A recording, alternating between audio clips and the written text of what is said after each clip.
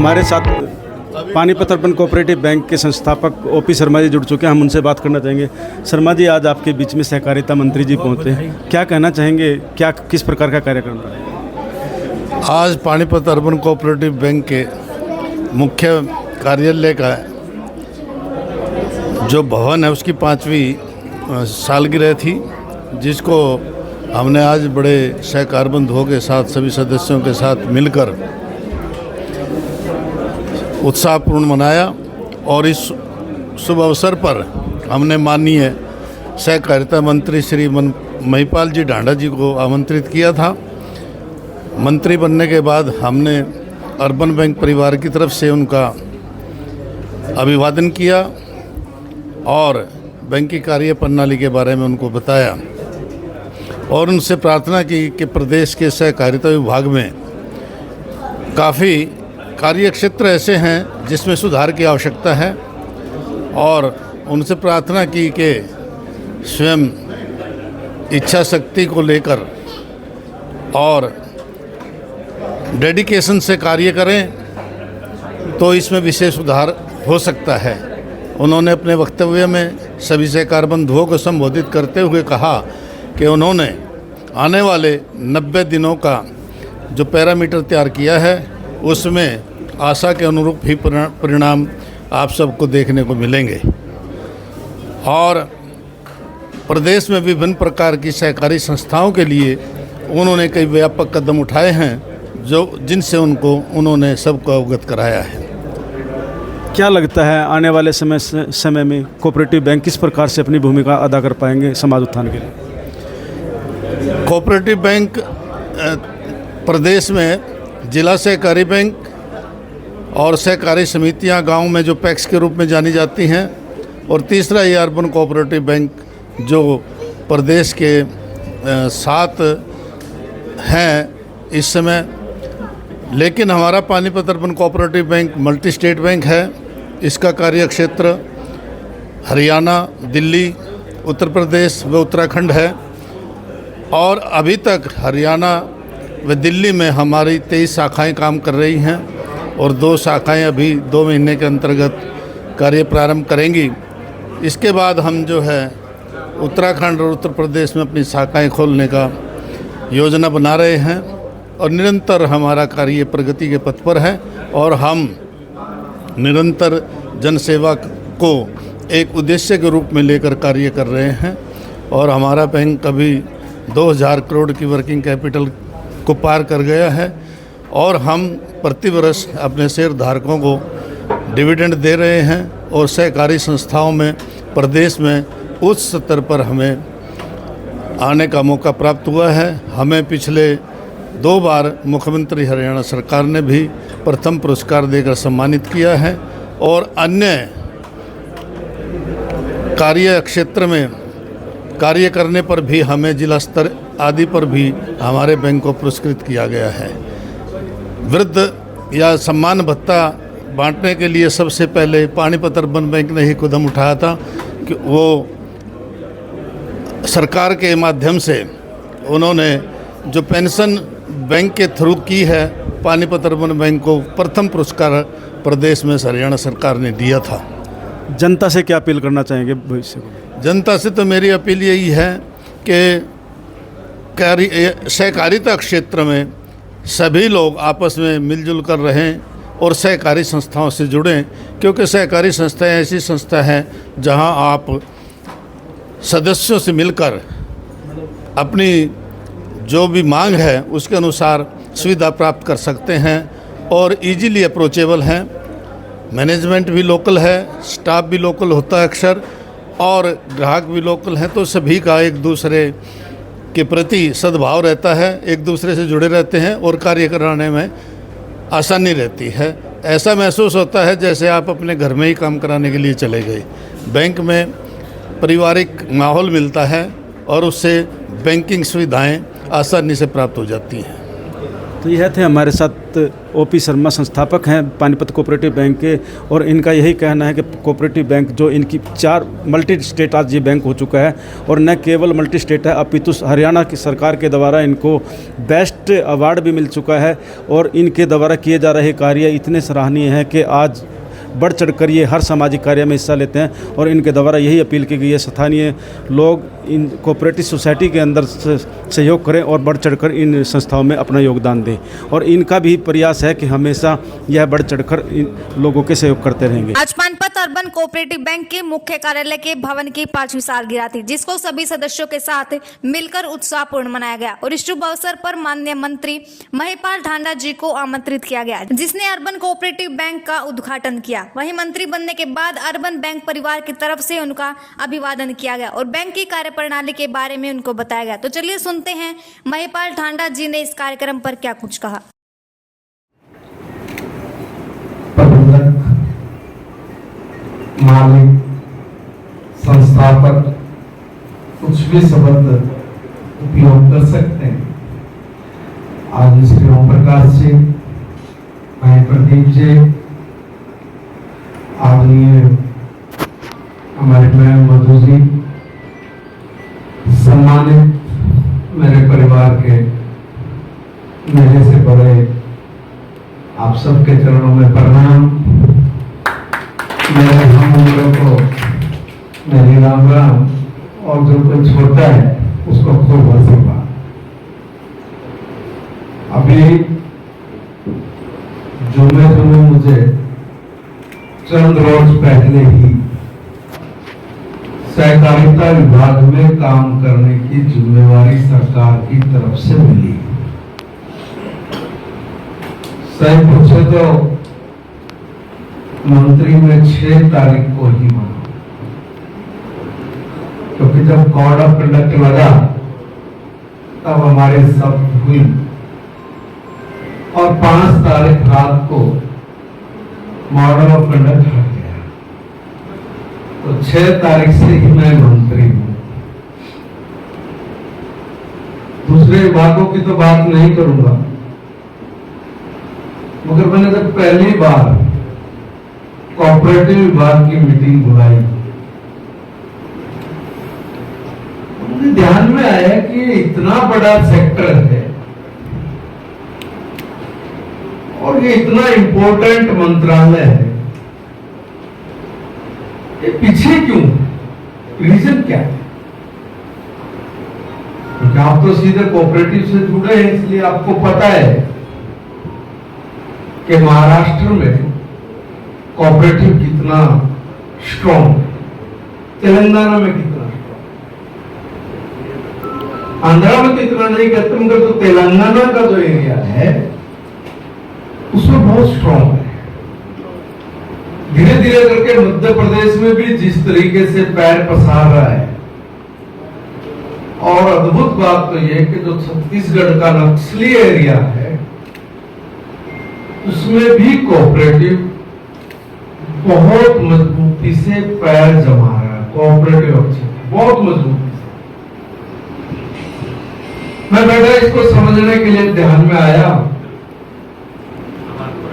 कि जो इसका अर्थ था वो चाहे सिस्टम कह लीजिए, चाहे हमारी नियत कह लीजिए, चाहे दूसरे शब्द में बोल नहीं सकता वो कह लीजिए, इसका जो ओरिजिनल मीनिंग है, इसका जो विस्तार है वो उल्टा हो गया। जो बात आप बोल रहे थे मैं उसको थोड़ा सुधार के बोल रहा, तो उल्टा हो गया। उल्टा होने का नजरिया ये है, मतलब ये है कि जहां हमें ज्यादा से ज्यादा लोगों को जोड़ के सहकारिता क्षेत्र के जरिए पैरों पे खड़ा करना था, वहां वो एक झुंड, एक गैंग में तब्दील हो गया, और उसका नीचे तक के व्यक्ति हैं उनको लाभ नामात्र हुआ। मैं जब घुसा धीरे धीरे पैक्स में, इसमें, अब क्योंकि डिपार्टमेंट ये इतना बड़ा है, ये कल्पना नहीं कर सकते। हैपड इसमें है, विटाल इसमें है, दूसरे तरह के एक डिपार्टमेंट में 30 से भी ज्यादा संस्थाएं बन जाती हैं। अब एक एक को स्टडी करे तो इतना तो समय भी नहीं मिलता। मगर मैंने प्रयास किया कि मैं कोऑपरेटिव को भी और पंचायत को भी जरा अच्छे से बारीकी से देखूं। तब मुझे कुछ बातें ध्यान में आई, और वो बात जब ध्यान में आई तो मैंने साफ निर्देश दिए, आदेश ही दिए, क्योंकि समझने समझाने का तो मामला रहा ही नहीं ना भाई। वो इसलिए नहीं रहा, आप तो कुछ भी नहीं है। जैसे बायोलॉजी की बात की, हर आदमी का अपना बायोलॉजी है, अपने तरीके से सेटिंग है, अपने तरीके से प्लस माइनस करने का अधिकार है। ये तो भला हो अमित जी का कि उन्होंने इस क्षेत्र में काम किया और इस क्षेत्र में पॉजिटिविटी कैसे आए, सकारात्मक रूप से काम कैसे बढ़े, इस पर उन्होंने एक मुश्त काम करने का आदेश जारी किया और कहा कि नीचे से नीचे की जो इकाई है जिसको पैक्स बोलते हैं, उसको भी ऑनलाइन किया जाए। जब ऑनलाइन करने की बात आई तो मेरे पास अभी 3-4 रोज पहले फाइल आई, तो कहा कि सर ये सब ऑनलाइन करना है, इसमें इतने लोगों की संस्था, इतने लोगों का अटेंडेंस, ये सब आया है, आप इसमें जरा देखो। मैंने रोक लिया, और रोकने सोचा ये भी आने होगा दूसरा तो हमको पता नहीं था क्या है, तो बैठे मैंने सारा उठा, कहा कि ये जो सिस्टम आपको बोला है ना, विद इन वीक मेरी टेबल पे हो, और मैं सही कह रहा हूं कि अगले 3 रोज बाद जब हम लोग नई पद्धति शुरू करेंगे तो उसमें आप भी पीठ थपथपाओगे कि छोरे ने ठीक था। दूसरा क्या है कि मैं किसी के बारे में नहीं बोलूंगा, मगर एक चीज मुझे बहुत अच्छे से समझ में आई, बहुत पहले से भी आई है। जब जिस जिम्मेवारी पे आदमी होता है वो वहीं तक समझता है, जब जिम्मेवारियां बढ़ती हैं तो परिस्थितियां भी चेंज हो जाती हैं। मगर अगर आप ईमानदार हैं, फिर रिपीट कर रहा हूं, अगर आप ईमानदार हैं तो भूत भी आपके सामने नाचता है, उसकी भी हिम्मत नहीं कि कुछ गलत कर पाए या करवा पाए। सिस्टम को समझने में अब मेरे पास इतना वक्त भी नहीं कि मैं इसी 90 दिन में बहुत कुछ तीर चला जाऊं, मगर इतना तो पक्का है कि कुछ चीजें हम लोग ऐसी कर सकते हैं जिससे कोऑपरेटिव सेक्टर में हम लोग नई को छू सके। एक तो उदाहरण देता हूं, उसमें अगर कुछ गुंजाइश है तो उसके लिए आप जो भी कोऑपरेटिव के मास्टरमाइंड्स यहाँ पर हैं तो जरूर मेरा मार्गदर्शन करें। मैंने सब अधिकारियों से पूछा कि जरा बताओ आपने कोऑपरेटिव के माध्यम से कितने किसानों को जोड़ा। अब जवाब क्या आएगा आपको ही पता है, इतने लाख एमसीएल कट गए सर, इतना किसानों को लोन दिया सर, इतना लोन डूब गया सर, इतना बाकी बचता है सर। मैं बड़े इत्मीनान से और मैं समझ गया कि अभी इन 3 महीने में मैं ऐसा कुछ नहीं कर पाऊंगा जिससे डायरेक्ट बेनिफिट हमारे किसान को नीचे तक मिल जाए, आम आदमी को मिल जाए। मगर मैं ऐसा सिस्टम इस 3 महीने में खड़ा तो कर सकता हूं। खड़ा करने के लिए मैंने उनसे पूछा और उनको कहा कि इस तरह की पॉलिसी बनाओ जिससे हर व्यक्ति को लाभ मिले। देखो, अपने एनसीआर के एरिया में 7.5 करोड़ लोग रहते हैं, 7.5 करोड़। इतनी बड़ी मार्केट हिंदुस्तान में किसी दूसरे क्षेत्र को नहीं मिलेगी जितनी हरियाणा को मिल सकती। 7.5 करोड़ लोग हैं। 7.5 करोड़ लोगों को ताजा दूध, ताजा दही, ताजी लस्सी, ताजा मक्खन, ताजी मिठाई ये चाहिए। हम लोग दूध के क्षेत्र में कहां पे खड़े हैं? हरियाणा का वीटा कभी हिमाचल प्रदेश तक दूध का वितरण करके प्रॉफिट कमाता था। आज वीटा हमसे आगे निकल गया। क्यों निकल गया भाई? मैंने उनसे पूछा तो जो जवाब आया वो बोलना भी जरूरी नहीं, मगर समझ में आ गया और उनको भी समझ में आ गया कभी इस तरीके से काम नहीं चल सकता।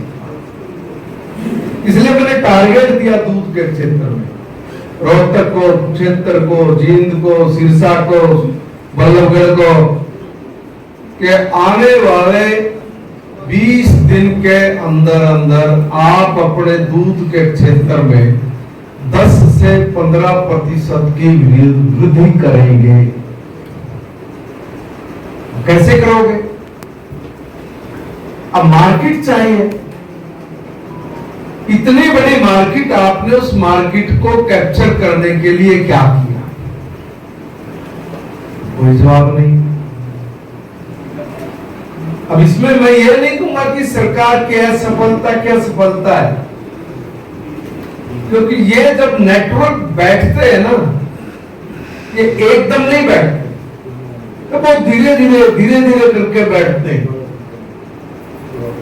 आज से 30 साल पहले कोऑपरेटिव सेक्टर अगर मैं ठीक हूं तो हरियाणा में बैठना शुरू हुआ और 30 साल में बैठते बैठते इस स्थिति तक आ गया कि लैंड मॉर्गेज जैसे बैंक को आपने हाशिए पे लाके खड़ा कर दिया, हाशिए पे लाके खड़ा कर दिया। अब उस तरह की पॉलिसी बनाने वाले लोग थे या नहीं थे, मैं किसी पर पर्सेंटेज तो नहीं लगाता, मगर इसको अभी भी दुरुस्त किया जा सकता है। इसलिए मैंने इसको दुरुस्त करने का तरीका खोज के फाइल टेबल पे ऑन पेपर लेके और इसमें प्रोग्रेस कैसे हो इस दिशा में काम भी शुरू किया है। मार्केट हमारे पास है, चीजें हमारे पास है, फिर भी लोसित स्वाय क्यों नहीं भाई? तो कुछ चीजें उन लोगों ने स्वीकार करते हुए ठीक करने का मुझे आशीर्वाद भी दिया है, सहयोग भी दिए गए हैं, मुझे आश्वस्त भी कर रहे हैं, आशीर्वाद भी आश्वस्त कर रहे हैं कि सर हम लोग इस चीज को ठीक करके आपको देंगे। मैंने कहा इतना बड़ा कोऑपरेटिव का क्षेत्र, इतनी बड़ी मार्केट, हमारा किसान कोऑपरेटिव के साथ आपने सिर्फ लोन के साथ लेने देने में जोड़ दिया। क्यों भाई? उससे आपने आउटपुट क्या निकाल ली? काम क्या लिया आपने? उसको दिया क्या आपने? उसको किसान के हाथ में पैसा जाता है, वो चला देता है, बाद में लोन माफ किया जाए। इस तरह की हम पॉलिटिकल लोगों की वोट लेने के लिए सोच भी बढ़ जाती है कि जरा इतना छोड़ दो, इतना कर दो, इसका लाभ मिल जाएगा, मगर उसका फ्यूचर में कितना बड़ा नुकसान होता है तत्काल हमारा पॉलिटिकल सिस्टम उसको समझ नहीं पाता और नतीजा यह निकलता है कि हम हर रोज कमजोर होते चले जाते हैं। अभी मैंने सब अधिकारियों को निर्देश दिया और सरकार भी इसमें बहुत प्रोत्साहित कर रही है। हम मोटे तौर पे गेहूं और धान इस 2 फसलों पर आगे अटक जाते हैं। जब मैं इस पर स्टडी करने लगा मुझे पता लगा कि हैफेड के तो अपने प्लांट हैं, जर लग गए, खत्म हो गए, किसी ने चालू करने का प्लान ही नहीं किया। 20 साल से प्लांट, 25 साल से, 30 साल से चल पड़े, बंद हो गए, जर लग गया, उसको लीज पे देने का काम शुरू हो गया, पता नहीं क्या क्या बीच बीच में लफड़े चलते रहे। अभी मैंने उनको साफ निर्देश दिया है कि मुझे इस तरह का काम अगले 100 दिन में करके दीजिए कि हमारे यहां पर 30 लाख हेक्टेयर भूमि, 60 लाख हेक्टेयर भूमि ऐसी है जिसमें हम लोग खेती करते हैं। 60 लाख हेक्टेयर। अगर इन 7.5 करोड़ लोगों को ताजी सब्जी, ताजे फल फूल और अनाज चाहिए तो मार्केट हमारे पास उपलब्ध है, तो उसके लिए हमें 30 लाख हेक्टेयर भूमि की जरूरत है, सिर्फ सब्जी में। इसको क्या बोलेंगे? हॉर्टिकल्चर सिस्टम, हॉर्टिकल्चर सिस्टम है। अब 30 लाख हेक्टेयर भूमि पर अगर हमें ये काम करना है तो मोटी फसलों से किसान का ध्यान डाइवर्ट होगा, और जब तक किसान नकदी फसल पर नहीं जाएगा तब तक कोऑपरेटिव सेक्टर मजबूत नहीं होगा। और इस सेक्टर में अगर कोई काम कर सकता है तो कोऑपरेटिव कर सकता है। अगर हम लोग ये कह के दूसरे नेशनल बैंक है वो किसान को 5,000 रुपए का लोन दे देगा, 10,000 का लोन दे देगा, ये पॉसिबल ही नहीं है। तो इसलिए जो अपना बैंक है, जो अपना सिस्टम है, ये सिस्टम 24 घंटे गरीब से गरीब आदमी को पैरों पे खड़ा करने की सबसे मजबूत कड़ी है, सबसे मजबूत कड़ी है। इसलिए कोऑपरेटिव को बड़ा समझ के उसकी नीतियों में बहुत सारे बदलाव करने की मैं समझता हूं कि आज आवश्यकता है। अब मुझे एक चीज तो क्लियर हो गई, क्या मैं मार नहीं खाऊंगा। पता क्यों नहीं खाऊंगा? इसलिए नहीं खाऊंगा कि जितनी मेरी उम्र है उतना कोऑपरेटिव का अनुभव करने वाले लोगों का एक समूह का आशीर्वाद मेरे सिर पर है। और बहुत जल्दी मैं अपने अधिकारियों को निर्देश देने वाला हूं कि आप कोऑपरेटिव के ऐसे 10 टॉप लोगों को चंडीगढ़ बुलाइए। कोऑपरेटिव के क्षेत्र में मैं किस तरह की मूलभूत सुविधाएं देके किसानों को, गरीब को, दलित को, पिछड़े को लाभ दे सके, उसकी नीतियां इनसे समझिए, अपनी नीतियों को टैली करिए, और टैली करके जो सबसे सरल हो वो सिस्टम में जोड़ के आप लोग बेनिफिट दीजिए। जब तक ये फाइलों पे काम नहीं होता तब तक नीचे कुछ नहीं। इसलिए मैं विशेष तौर पर कोऑपरेटिव को इतना फोकस कर रहा हूं कि बाकी सब कामों में जितना समय निकलता है उससे ज्यादा समय मैं कोऑपरेटिव को समझने में, उसकी नीतियों में जो मूलभूत अमेंडमेंट है, जो बिल्कुल पहली प्राथमिकता है, वहां से मैं उसको शुरू कर रहा हूं। और मैंने कल ही अपने अधिकारियों को निर्देश दिया, उसने कहा कि सर मैं बाहर हूं, आप जिक्र कर रहे थे, तो सोमवार को आएगा। मैंने कहा विद इन वीक आप टॉप 10 लोगों को चूज करके मेरे सामने लेके आइए, बताइए। और बाई चांस जब मैंने उनसे 2-3 नाम पूछे तो एक नाम उसमें ओम प्रकाश जी का मैंने स्वयं। ऐसे 10 लोगों के साथ मुझे रात को बैठना है, चाहे पूरी रात लगे। उनके भोजन पानी की व्यवस्था करिए, वहीं बैठिए, अपने तमाम अधिकारियों को बैठिए। मैं सारी रात बैठूंगा, समझूंगा, 1 बार 2 बार 3 बार जितनी बार भी बैठना हो बैठेंगे। हम इस 90 दिन में कुछ कर पाएंगे कि नहीं कर पाएंगे, मगर एक बात पक्की है, लीगली ऐसा काम जरूर कर देंगे कि फ्यूचर में कोई आए कोई जाए, कोऑपरेटिव सेक्टर उन्नति की ओर बढ़े, प्रगति की ओर बढ़े, वो बैंक में ना जाए, ऐसी व्यवस्था हम जरूर पक्का करें। आपसे मंत्री एक निवेदन करना चाहूँगा, आप सहकारिता मंत्री और हमारे जिले से, और उसका फायदा हमारे पानीपत को ना मिले इस 90 दिन के अंदर। आपका रोहतक और जींद प्लांट, 2 प्लांट्स, और पानीपत के अंदर सिर्फ एक गुरुद्वारे के पास सेक्टर 12 में और एक कोर्ट्स के अंदर बीटा का बूथ बार है, जहाँ सिर्फ कभी लस्सी कभी दूध। एक तो लोगों को रोजगार मिलेगा और हमें इसका फायदा मिलेगा कि हमें बीटा के प्रोडक्ट मिलेगा। मैं इस पे काम कर रहा, आने वाले 20 से 25 दिन में आपको इसमें बहुत बड़ी प्रोग्रेस मिलेगी, बहुत बड़ी।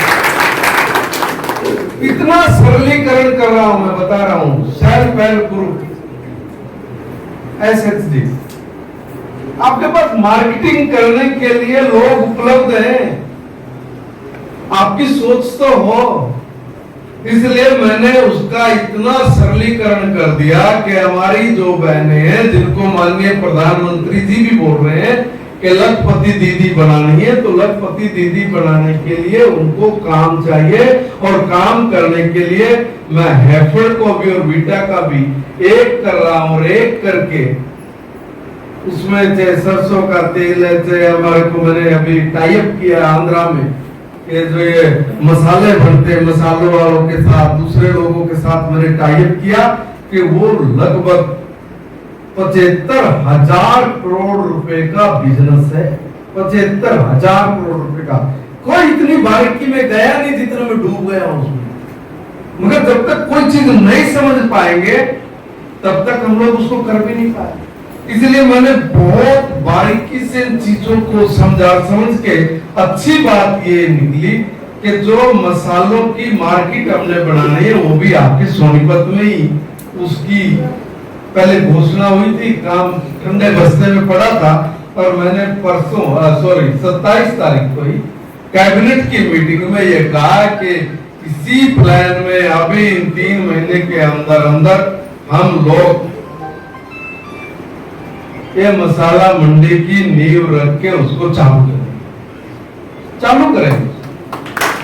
तो बेनिफिट्स हैं लोगों को, ऐसे ऐसे काम है। मैं कह रहा हूं कि कोऑपरेटिव के जरिए अगर हम लोगों को ये बताने में सक्षम हो जाए कि इसके जरिए आप अपने आप को एक सफल बिजनेसमैन भी कहला सकते हैं, एक प्रोग्रेसिव किसान, प्रोग्रेसिव व्यापारी भी कहलाए जा सकते हैं, और आप इस स्टेट की ग्रोथ को बढ़ाने में सबसे अमूल्य धरोहर भी साबित हो सकते हैं।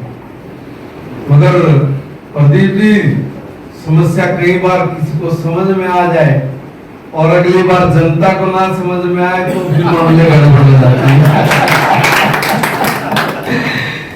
चलिए, देखिए सिस्टम है, लोकतंत्र है।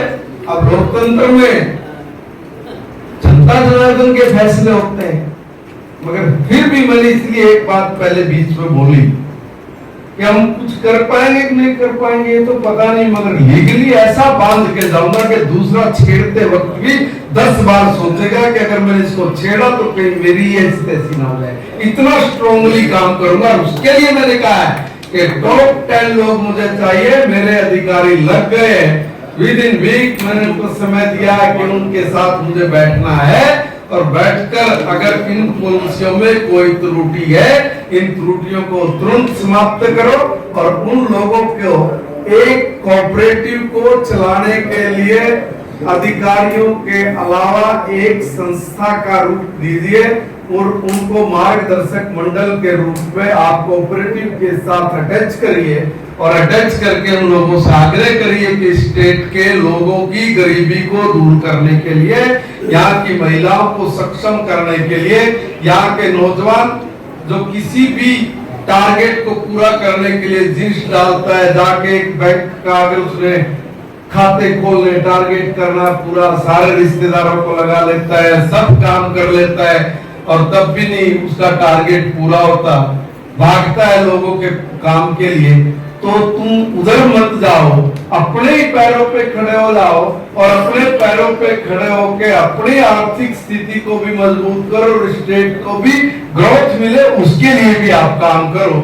उसमें मैंने अपना सारा फोकस करते हुए ये अधिकारियों को निर्देश दिया है कि आप इन लोगों ने जिन्होंने लटके झटके खाए हैं, जिन्होंने ठोकरे खा के खड़े हुए हैं, ऐसे लोगों का अनुभव हमारे लिए बहुत सार्थक रहेगा, सकारात्मक रहेगा और हम लोग उसके माध्यम से कोऑपरेटिव को देश के अन्य स्टेटों की तुलना में कैसे अच्छा उसका रिजल्ट निकाल सके, उसके जरिए लोगों को रोजगार दे सके, इस पर आप फोकस करिए। इसलिए मैंने इन 10 लोगों के साथ सरकार के कोऑपरेटिव विभाग के साथ अटैच करने का निर्णय और सोच समझ के मैंने लिया। उसमें कई लोगों ने कहा सर इसमें बड़ी अड़चन आएंगी, इसमें कोई कोर्ट में चला जाएगा, दबाव मत और ये सामने आने वाली चुनौतियों से भी डराओ मत। हमारा काम है, जब भी आप कोई नई पहल करोगे स्वाभाविक बात है कि उसमें अटके तो आएंगे, उसमें रोड़े भी अटकेंगे, मगर सबको दूर करने की जिम्मेवारी हमारी और आपकी है। और जो अनुभवी लोग हैं उन अनुभवी लोगों को पता है कि कहां प्लस कहां माइनस, वो आपको पहली बार में ही ऐसी राय देंगे कि जिससे आपको काम करने में कोई अड़चन नहीं आएगी, प्लस लोगों को रोजगार देने में आप ज्यादा सक्षम होंगे। बहुत बड़ा प्लान है, कोऑपरेटिव का क्षेत्र बहुत इंपॉर्टेंट और बहुत बड़ा क्षेत्र है। भाषण देने के लिए तो मैं पता नहीं इसमें क्या क्या जोड़ जोड़ के बोल देता, मगर उसकी जरूरत नहीं है। इसलिए जरूरत नहीं कि आज हमने इस सारे सेक्टर को समझ के इसकी नीतियों में बदलाव करके और जो समाज के लोग हैं जो कोऑपरेटिव में दिन रात एक करके अपने पैरों पे खड़े हुए हैं, उनके अनुभवों को डिपार्टमेंट के साथ शेयर करते हुए एक ऐसी परमानेंट समिति का गठन कर जाऊंगा मैं कि कोई सरकार आए कोई सरकार जाए, वो कोऑपरेटिव की उंगली अगर पकड़ के चलाएंगे तो कोऑपरेटिव का सेक्टर बाकी स्टेटों से ज्यादा बेटर रिजल्ट हमें देगा।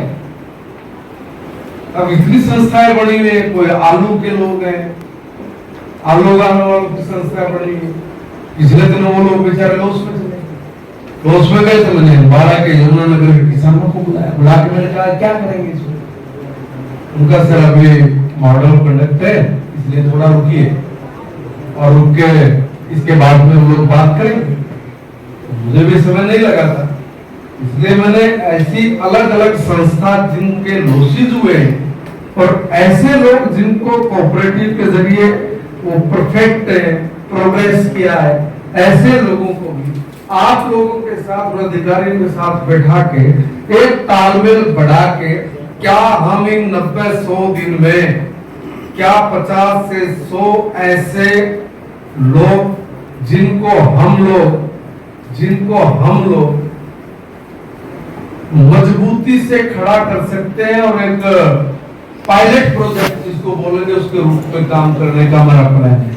मुझे पूरी उम्मीद है कि ओम प्रकाश जी आपका हम सब लोगों को आशीर्वाद मिलेगा और इस कोऑपरेटिव के क्षेत्र में समिति का आप अगर मार्गदर्शन करते हुए ये जिम्मेवारी लेंगे तो मुझे बहुत खुशी होगी। और दूसरा, बहुत सारी कमियां, बहुत सारी त्रुटियां, ऐसा तो नहीं है कि वे आज ही समस्याएं खड़ी हुई हो, वर्षों लगते हैं किसी समस्या को खड़ा होने में, उसको निपटान करने में भी बहुत समय लगता है।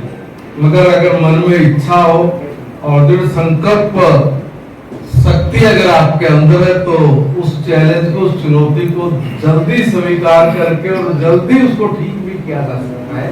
हम ठीक करेंगे, मुझे पूर्ण विश्वास है। इसलिए समाज के लोगों को जोड़ के और विशेष तौर पे कोऑपरेटिव के लोगों को जोड़ के हम एक एक बीमारी से निजात पाएंगे। क्योंकि मुझे समझ में आ गया काम फाइल पे होना है।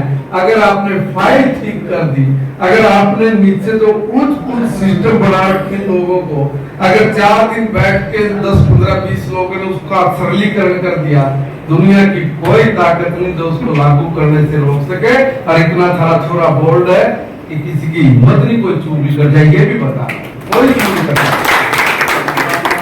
मंत्री जी, आपके 90 दिन में हमें पानीपत वालों को मीट और हैफेड की सेवाएं मिलनी चाहिए। बिल्कुल मिले, 90 दिन बिल्कुल मिले, ये तो आपके एक जबान का बिल्कुल मिले। और सर बहुत बड़ा प्लान है मेरा, आप कल्पना नहीं कर सकते। मैंने पूरे हरियाणा भर में 1000 ऐसे केंद्र चिन्हित करने का आदेश दे दिया। मुझे 15 दिन में मैंने कहा ये चिन्हित करके लेके आओ, और जो भी गरीब से गरीब आदमी जिसको हम लोग ये केंद्र उपलब्ध कराएंगे, उसके लिए मैंने कहा जगह भी आप ढूंढेंगे, डीसी से भी बात आप भी करेंगे, कमिश्नर से बात आप करेंगे। उसमें मैंने एक शर्त जोड़ी है कि उसके पास एक किराना की कोई छोटी मोटी दुकान जरूर होनी चाहिए, और उसमें कोई 10-20 हजार रुपए का आप सामान डालिए। क्योंकि अगर कोई चीज हम लोग उनको नहीं पहले लेंगे देंगे तो वो फिर काम में जिस तरह की दिक्कतें आती हैं, हम भी इसी समाज में रहते हैं, तो उसका मुझे पता है। मुझे पूर्ण उम्मीद है कि हम लोग आपके सहयोग से कोऑपरेटिव में बहुत सारे आमूलचूल परिवर्तन करने में इन 90 दिन में जरूर सक्षम होंगे। बात नंबर 1। बात नंबर 2 कि आदरणीय ओम प्रकाश जी, आपको जन्मदिन की बहुत बहुत शुभकामनाएं, बहुत बहुत आपको बधाई। बैंक का भी अपनी बिल्डिंग में 5वां वर्ष हमारा है, उसकी भी वर्षगांठ आज है, उसके लिए भी आपको बधाई। 5-6 स्टेटों में हमारी ब्रांच चली गई। परमात्मा करे कि अगले 5-4 सालों में 20 से 25 स्टेटों में आपका काम हो। उसके लिए भी मैं आपको अग्रिम शुभकामनाएं देते हुए कोऑपरेटिव क्षेत्र में जुड़े हुए सब भाई बहनों को मैं निवेदन करूंगा कि आपके पास कोई भी आइडियाज है जिनके जरिए लोगों को ज्यादा से ज्यादा लाभ मिल सकता हो, तो कृपया करके अपना सुझाव लिख के मेरे तक अगर आप भेज देंगे तो मैं जरूर उन सुझावों पे काम करके परिवर्तन करने का प्रयास करूंगा। आप सबने मुझे याद किया, आपने अपने बच्चे को, अपने बेटे को यहाँ बुलाने का जो अवसर दिया, उसके लिए भी मैं आप सबका तहे दिल से आभार व्यक्त करते हुए तुरंत निकलने की आज्ञा मांगूंगा। बहुत बहुत धन्यवाद। भाई महिपाल जी का विजन तो देख सकते हैं पानीपत अर्बन कोऑपरेटिव बैंक में आज ये सुनकर आप सभी को बेहद सहकारिता मंत्री और जो कोऑपरेटिव का पहुंचे और यहाँ पर इनके द्वारा बड़ा ही सुंदर उद्बोधन दिया गया और एक उतना हम नहीं जानते थे।